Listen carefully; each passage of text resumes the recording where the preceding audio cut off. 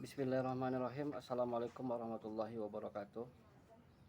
Puji syukur kita panjatkan kehadirat Allah Subhanahu wa taala. Salawat beriring salam buat baginda Rasulullah sallallahu alaihi wasallam. Baiklah, pada kesempatan kali ini kami dari mahasiswa Sekolah Tinggi Ilmu Tarbiyah Al-Kifayah Riau akan memaparkan makalah yang berjudul Al-Quran Muhkam dan Mutasyabih. Yang terhormat dosen pembimbing Ibu Yusra MPD, kami dari kelompok 5, perkenalkan saya mewakili teman-teman. Sebelum kita masuk ke materi pembahasan pada kesempatan yang berbahagia ini, saya akan memperkenalkan teman-teman dari kelompok 5. Yang pertama Syarifah Apiyah, kedua Rohani, ketiga Rian Alwi, kemudian Fajar Vita, 5 Ali Rahman, 6 Saiful Ghazi, 8 Zikri Walyatalatab, 9 Abdul Majid, kemudian yang 10 Suci Wulandari. Baik, secara definisi Al-Muhkam dan Mutasyabih, secara etimologi, muhkam berasal dari kata ihkam yang secara bahasa berarti kekukuhan, kesempurnaan, kesamaan.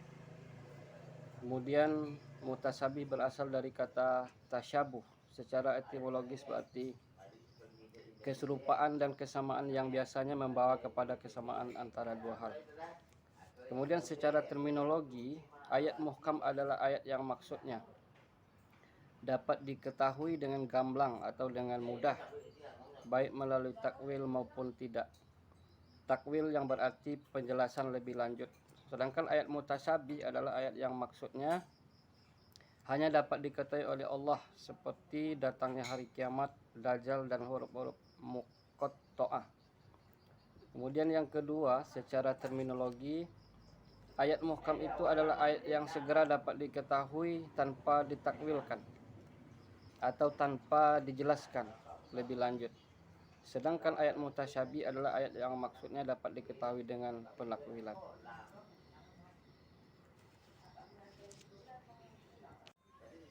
Dapat kami lanjutkan, al-muhkam itu adalah hakamutut da'abah wa ahkamat, artinya melarang. Dan istilahnya adalah ayat yang sudah jelas baik lapas maupun maksudnya, sehingga tidak menimbulkan keraguan dan kekeliruan baik orang yang memahaminya. Makna muhkam adalah susunan lafaz Al-Quran dan keindahan nazamnya sungguh sangat sempurna, tidak sedikit pun kelemahan padanya, baik dari segi lafaz maupun dari segi maknanya. Kemudian al-mutasyabih dari bahasa adalah salah satu dari dua yang menyerupai yang lainnya atau samar-samar. Istilah kumpulan ayat-ayat dalam Al-Quran yang masih belum jelas maksudnya. Pembagian ayat-ayat mutasyabihat. Yang pertama adalah mutasyabihat dari segi lafaz, mutasyabihat dari segi makna, mutasyabihat dari segi lafaz dan maknanya.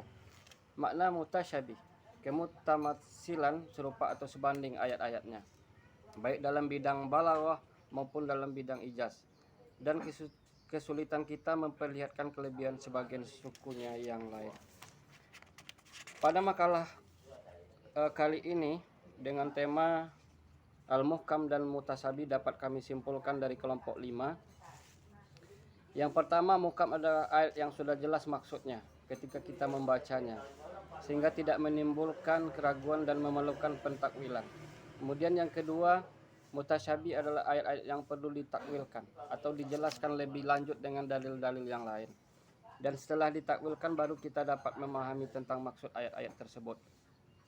Kemudian yang ketiga, ayat-ayat mutasyabih adalah merupakan salah satu kajian dalam Al-Quran yang para ulama menilainya dengan alasannya masing-masing menjadi dua macam, yaitu pendapat ulama salaf dan khalaf.